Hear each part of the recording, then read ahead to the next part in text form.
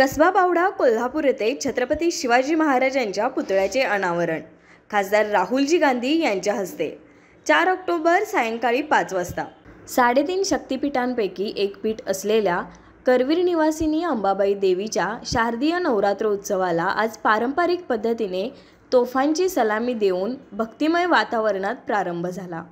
पहाटेपासूनच मंदिरात भाविकांनी दर्शनासाठी गर्दी केल्याचे चित्र आहे। अंबाबाई मंदिराला आकर्षक विद्युत रोषणाई करण्यात आली आहे। पहिल्या माळेला श्री अंबाबाईची महालक्ष्मी रूपात बैठी अलंकार पूजा बांधण्यात आली आहे। घटस्थापना करून यंदाच्या शारदीय नवरात्र उत्सवाला प्रारंभ झाला। घटस्थापनेच्या दिनी करवीर निवासिनी अंबाबाई देवीची बैठी रूपात पूजा बांधली जाते।